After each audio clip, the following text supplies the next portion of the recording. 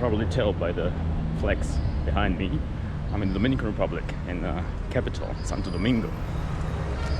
So I've never been here before, and I know the Caribbean region, but Dominican Republic is quite different from the rest of the Caribbean. So it's sharing an island with Haiti, which is a somewhat devastating state right now. So it's an interesting country to see and explore. This one here, I mean, Haiti maybe someday too, but they have an interesting mix here of the Latino culture, let's say, and then the Haitian Creole culture and the mix of Spanish also. So it's really a cool place to be. So there has a lot of, has way more African heritage here also, and there are more black people here than in any other Latin American country as far as I know. So let's go and see what it has to offer. Where we arrived here now is the Park of the Independence. Let's start here. So there are the cannons. I don't know how old they are, but they look authentic at least to me. So let's see. This is the Park of Independence, and the most important figures of Dominican Republic are here to your left and to your right. We have Jacinto de la Concha. We have Juan Nepomuceno Ravelo. They're all the fighters for the independence of the Dominican Republic from the Spanish crown. Women also, you see, Maria Baltasara de los Reyes, independentista, but not dentista, no, independentista. Okay, but the birds do not respect the statues so much, so maybe they are from the Spanish crown, actually. And let's see what's out there. Maybe there is something more to see, because people are going in that direction, so I would assume that it's worth checking out. Over there, guys, you see the statue of Juan Pablo Duarte, which is one of the most important figures in Dominican history, and known as the Padre de la Patria, so the father of the nation. He was the fighter for the Dominican independence. He was the key architect, actually, behind the Dominican Republic's independence from Haiti. Okay, so it was independent from Haiti, not from the Spanish crown, but from Haiti. In 1844, and he co-founded La Trinitaria, secret revolutionary society that laid the groundwork for separation. That's why they respect him so much. We have here Mela on the side, Sanchez, so this must be his partners in crime or in the revolution. Okay, so this is where Duarte is rest in peace, and I think they're all three of them are here, rest in peace. So this is a kind of a mausoleum here for Duarte. So some facts about him. He was born in Santo Domingo in 1813, and he was born in Santo Domingo that was still under Spanish control. So later on it became dependent from Haiti. And he had to go to Venezuela at some point due to political conflicts.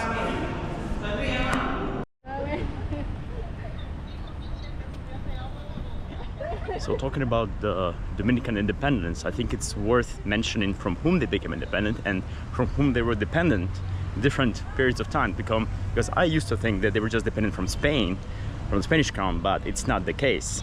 Actually, obviously it started with Spain in 1492 when Columbus landed here, and it became the first European colony in whole Americas. And they controlled the whole island of Hispaniola, which is this island, together with which is shared by Haiti and Dominican Republic. It was controlled by Spanish until 1795.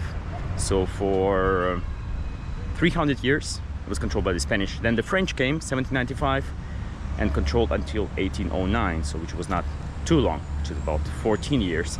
Then the Spanish came back and they controlled it again for 12 years.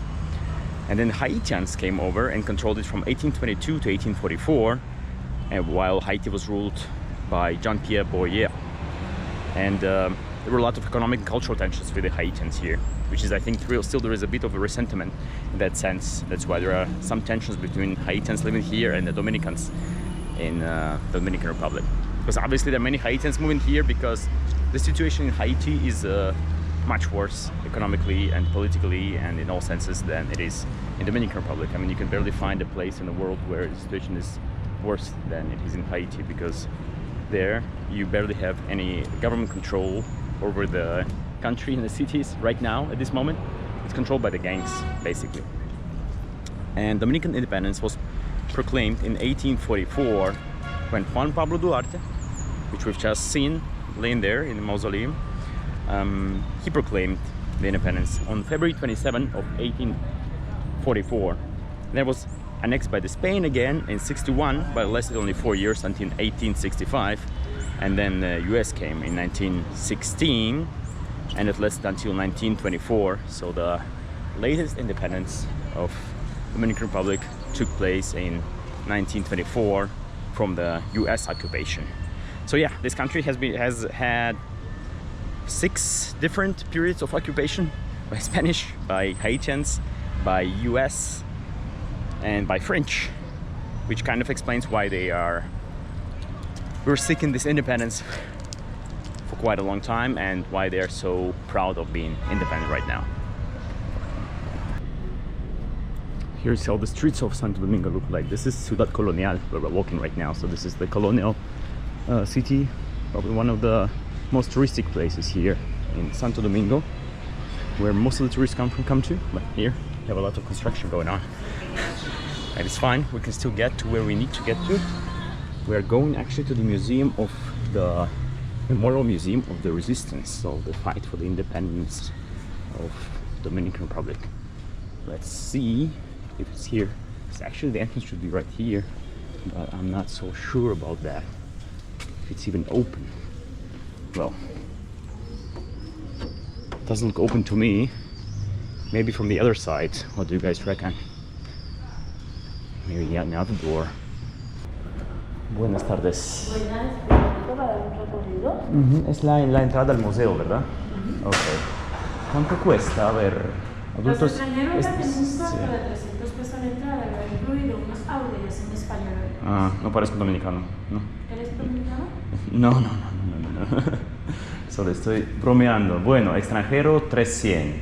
Ok, a ver, eso, como $5 más o menos, ¿sí? Creo.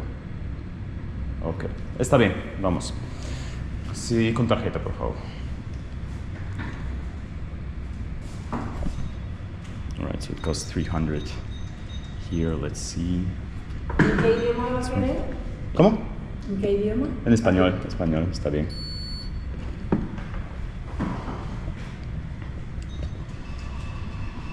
I just said that I'm Dominican, but she didn't believe me.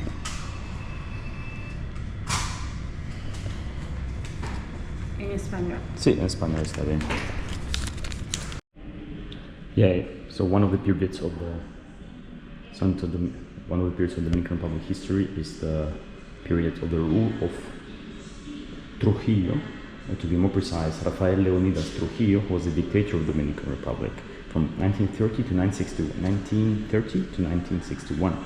Was one of the most brutal rulers of Latin America, in fact. So he was already ruling in the independent Dominican Republic, and there was a cult of his personality, clearly, because as we can see here, Trujillo was placed pretty much everywhere. His name was even given to the city of Santo Domingo. Santo Domingo was renamed to Ciudad Trujillo, which is the city Trujillo. It was called so all the way until his rule has ended.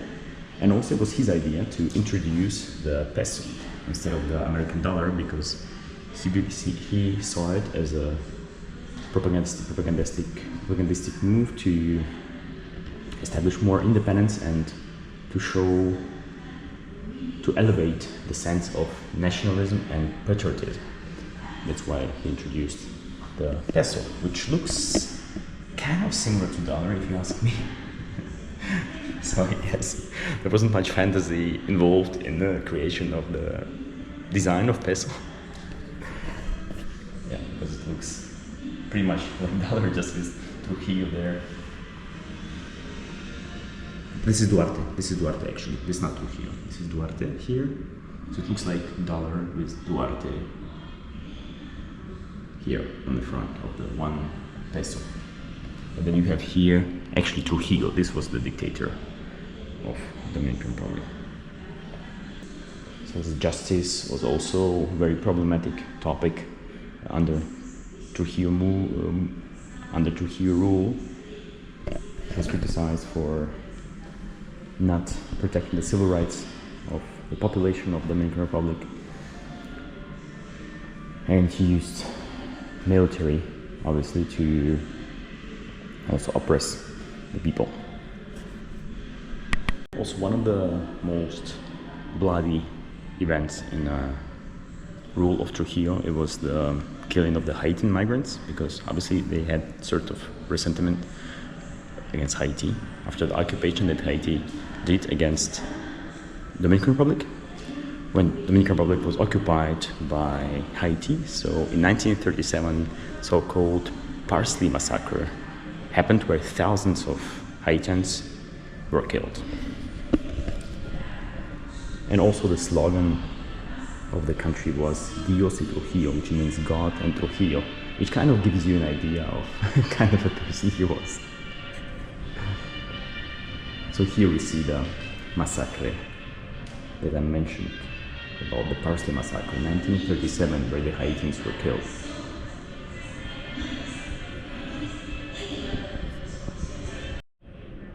So in order to fix the relationships between the two countries, Haiti and Dominican Republic, they actually had an agreement according to which they had to pay, so the Dominican Republic had to pay $750,000, which was in the year of 1937 much more than it would be now, to the families of the affected Haitians. So that was the agreement that was made. And there was a negotiation going on between Haiti and the Dominican Republic with the involvement of United States, Mexico, and Cuba. Here we see some images from the time of the rule of Trujillo. Not anymore. So here we see some images from the time of the rule of Trujillo, how the country looked like.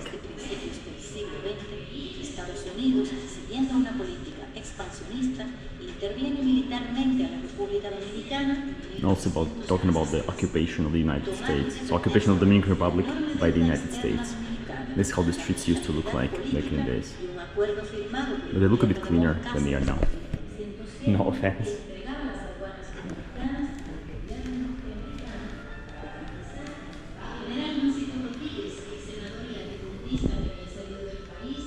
This is how a passport used to look like of the Dominican Republic.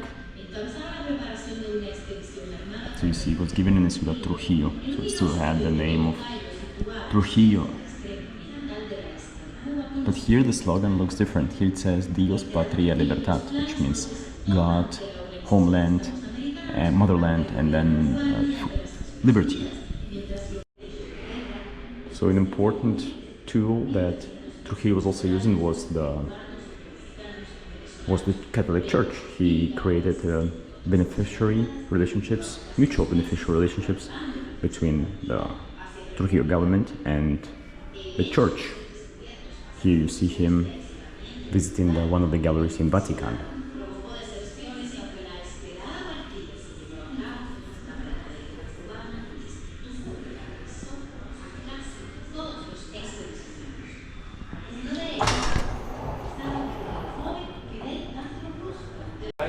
Okay. Sí, y la sala temporal que esta.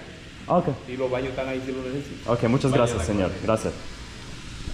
Okay, he was nice. Because I noticed people don't smile that much here. I don't know why, but people are just so serious here, which surprised me quite a lot. But let's see, I was told that 40, he said. I don't know what 40 exactly. It means actually 40, but I don't know. Oh, okay, this is, the center of the torture, centro de tortura, la 40. That's why they call it 40. So 40 was the name of the torturing place.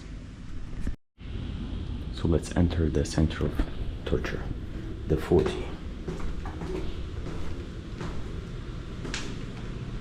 So here the quote from Edmund Burke, which is quite famous, that everything that is necessary for the triumph of the bad is that the people do not do anything. Or that the good people do nothing.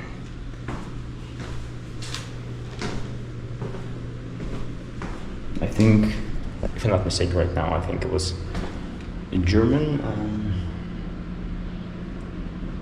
writer, a German person at least, and I think he was referring mostly to the time of the Nazi regime.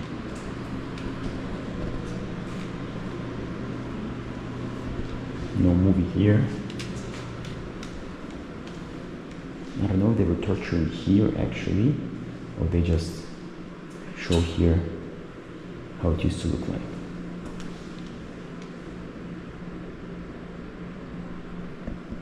People leaving here the notes. Looks quite abandoned.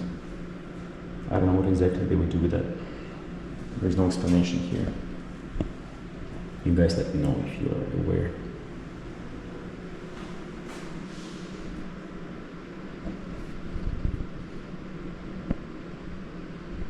Here are some memories of Rafael Valera Benitez, who was here. Yeah, in the 40s. I assume it was here actually.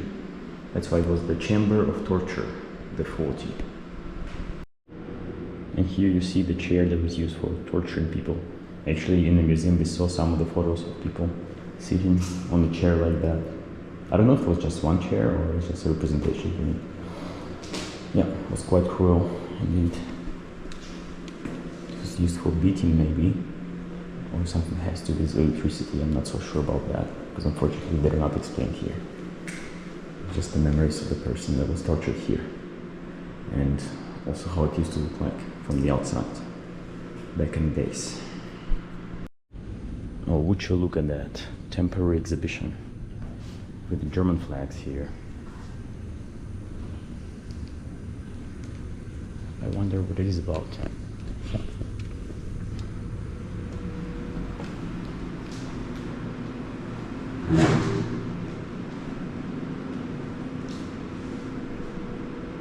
Okay, so here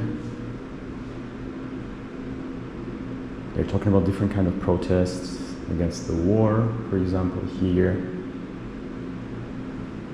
And then you have the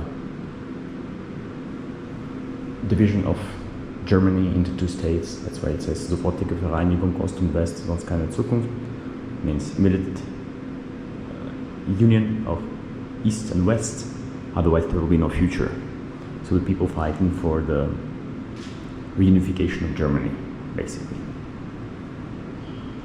So maybe to give you a bit about, in order to give you a bit of the info on how tough and rough the dictatorship of East Germany was, because when people were trying to flee East Germany, which they were not allowed to do, they had to get permission to flee, to leave East Germany, to go to the West Germany, for example. People were just killed at the wall, and they were not killed by the West German guards. At least I don't know about such events. Tell me if you know about some of them, but they were killed by their own East German. They were killed by their own East German guards, preventing them from leaving. That's pretty much like what North Korea does nowadays. So I just ordered mofongo, which is the traditional Caribbean meal, and in particular here in the Dominican Republic, it's also very popular. So it looks like that. It has pork ribs, costilla, as they call it. It has some sauce, and so basically that's a sauce. I don't know what kind of a sauce it is. And you have here like some kind of mashed plantains. So here you have the mashed plantains. It's the main ingredient basically. So they are picked green and cut into pieces and then put into this kind of a mass. And then chicharron was also added here. I mean, what can you do without the chicharron, right? I'm not a big fan of chicharron, but if it's put somewhere inside, it's fine. So chicharron is basically fried pork, fat, sometimes with some meat. So let's try this first. But it has something more inside. I don't know what exactly it has.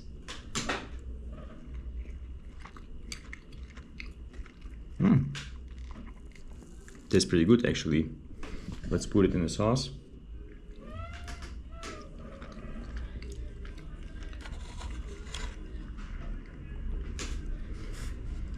I don't know what the sauce is about. It's more like I think that's not a sauce, that's, what do you call it?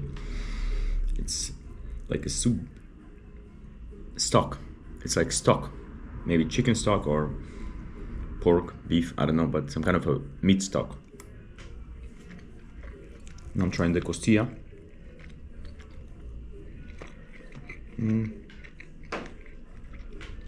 It's actually really good. Yeah, it's a bit sweet, just a bit. And I would give this meal, I'm very hungry also, I must confess. So maybe this affects my perception of this meal a bit, but I would give it 8 out of 10. Yeah. Let me know, guys, if you are familiar with this meal and how many points would you give it. So here, guys, you can see a bit of the colonial architecture. Not this. At least I don't think that's the colonial. This must be this here, for example, the yellow one. This is what it looks like, and I think this is one of the most beautiful architecture that you can see in a colonial city. So not the modern ones, but the older buildings. And pretty much this part of the city is full of those buildings. That's why I definitely recommend you to come here if you ever come to Santo Domingo. Just be careful walking here. Yeah, guys, I want to show you the park of Duarte, because Duarte was what they call him sometimes the father of the republic, fighter for independence. But you see, this is how the park looks like now. Christopher Colon. One fact I didn't know about is that Colon, because I had to Google to find out who is Cristobal Colon. It's actually Christopher Columbus. Christopher Colon, Cristobal Colon is just the Spanish way of calling him. So here we have the park of Cristobal Colon, or Christopher Columbus, the person that explored this land for the first time, as the first European that ever came here. And he actually called this island here Hispaniola, La Hispaniola. Here you have some street musicians playing some music. Let's see what it is. Dancing also, no?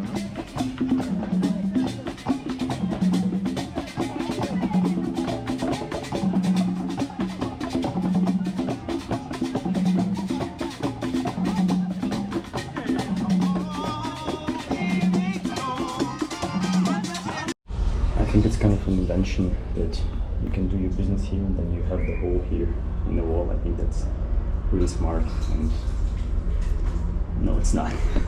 It's really weird. And then there's still some trash here, obviously. It has to be.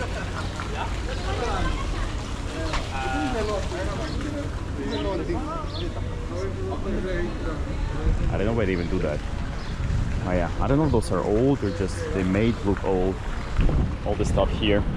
Maybe the Aladdin lamp is also here. Why would they put the trash here? I mean, that's actually beautiful fountain, but yeah, business is business. Look, I didn't know that the Pharaoh was also here, Egypt. So definitely must be some Aladdin lamp here as well.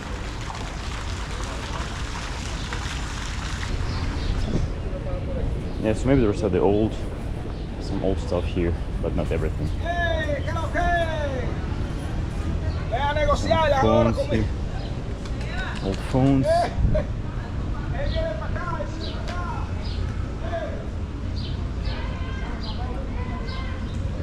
Some old stuff here, huh?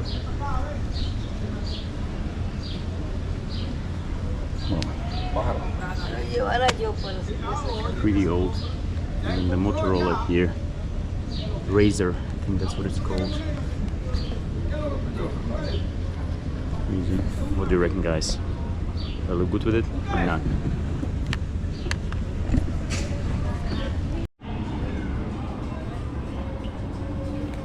But this is actually pretty nice here.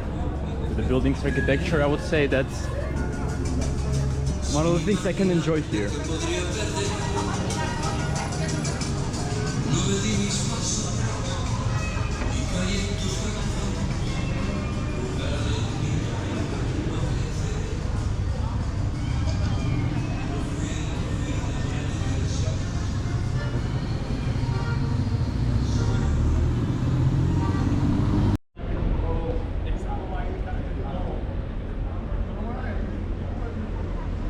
Panteón de la Patria.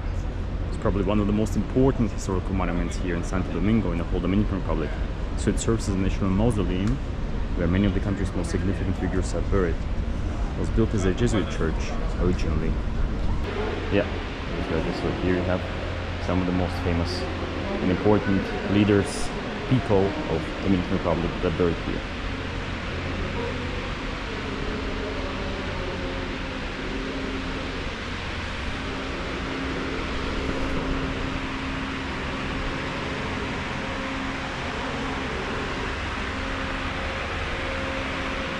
Here, for example, Salome Urrenia de Enriquez, Pedro Enriquez Urena.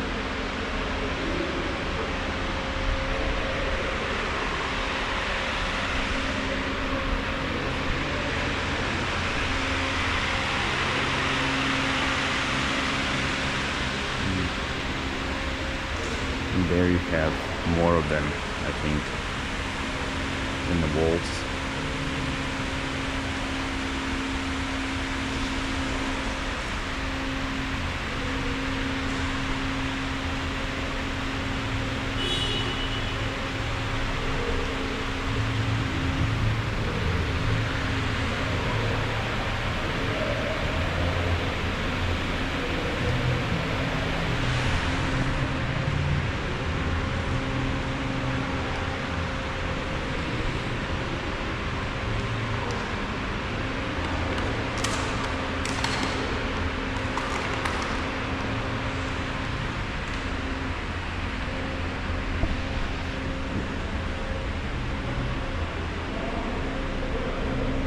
Here you have some more people buried. It's hard to read really from this direction. So it's General Jose Antonio Salcedo Pepillo and his family, I guess.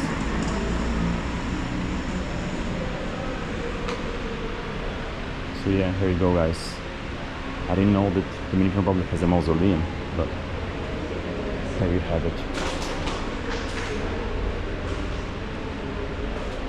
Cannot go in there, unfortunately, but there's something more hiding behind those doors.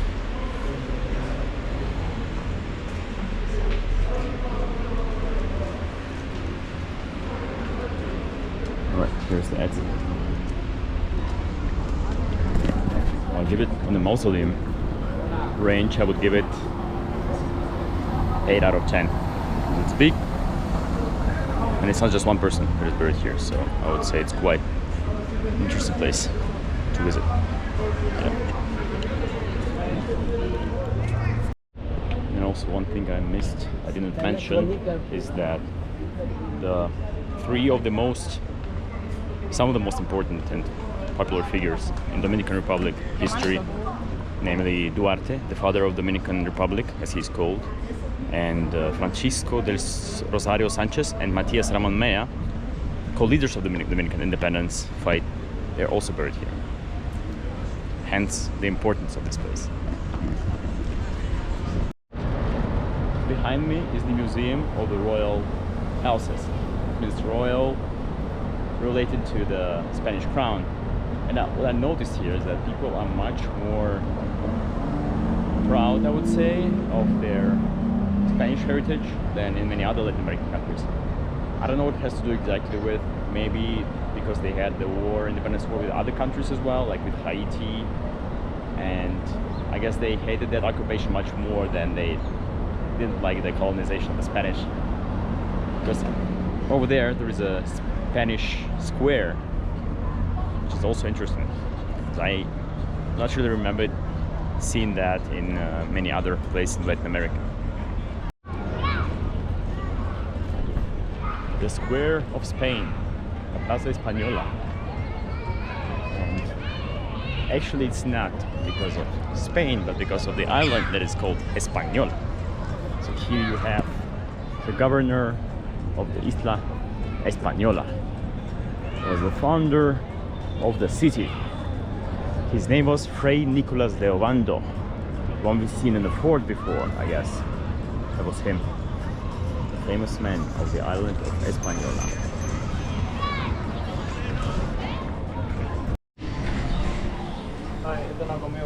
So we're entering now what seems to be Chinatown of Santo Domingo, because I just found on the map there are many Chinese restaurants here, and I thought this must be cool. And also the taxi driver told me that there is a lot of Chinese food here, and I think also many Chinese migrants here. It's quite surprising to me, but yeah.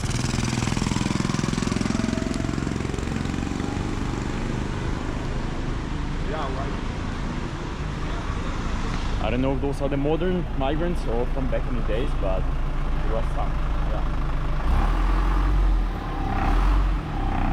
Yeah, hermano, ты едешь или нет, блядь?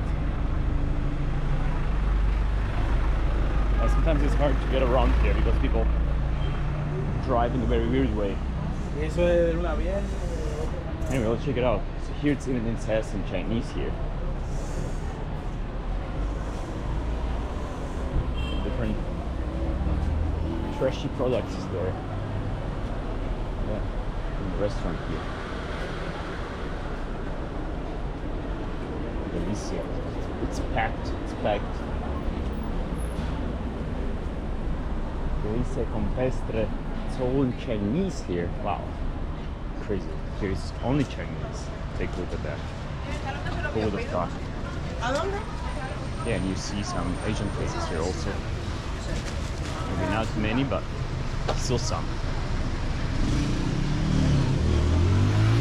I don't know, I just see trash bins, so I just put my trash in here.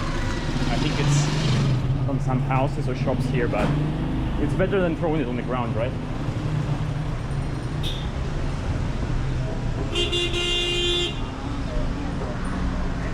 Again, it's only Chinese. Take a look at that.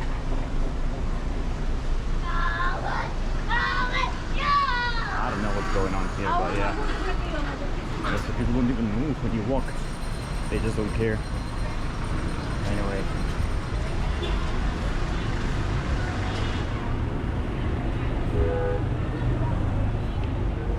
Here you have like a market, like a Chinese Asian market kind of. With different snacks here.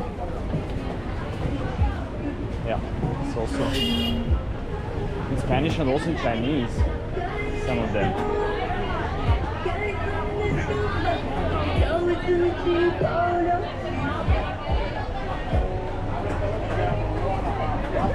Got dumplings here. There are lots of drinks here. Iced coffee, stuff, albondigas,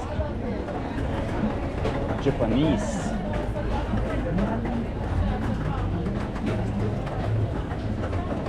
Curious.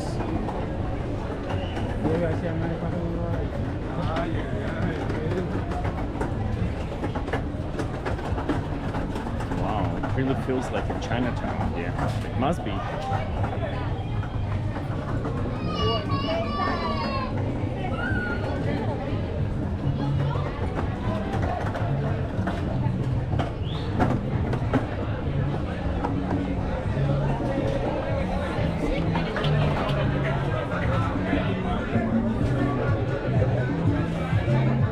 I wonder which year they came here.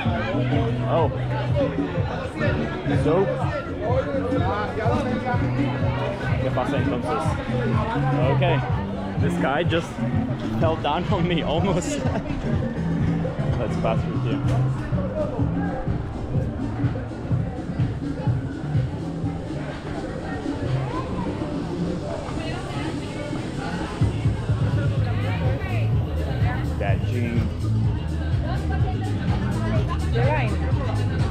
Korean, huh?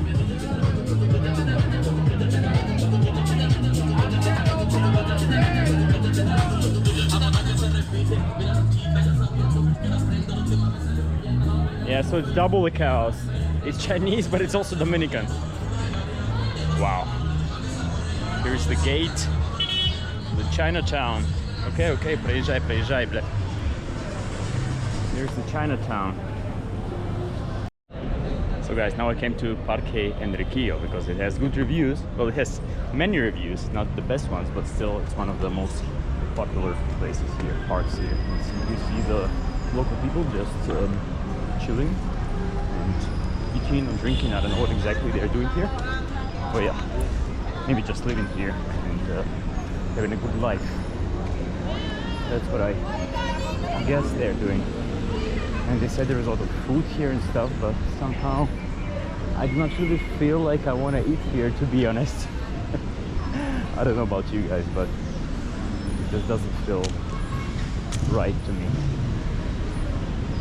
Yeah, and you know, I eat pretty much anywhere, but somehow this place doesn't look like a place where I would eat, to be honest.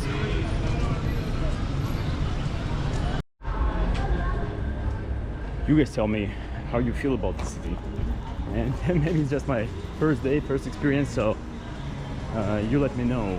Maybe there are some of you who are from here, from Santo Domingo, but you can tell I'm showing you the streets here and you've seen the people here. So let me know your opinion about this video and the city of Santo Domingo, and just write in the comments down below. I'm really curious how you feel about it. And people really like to play games here on the street, so they play in the domino there, I think. Yeah, this is the life here. The streets, it's the city center. This is life here.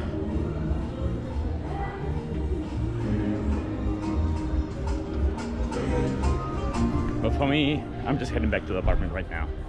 So yeah guys, let me know. Take care and see you in the next video.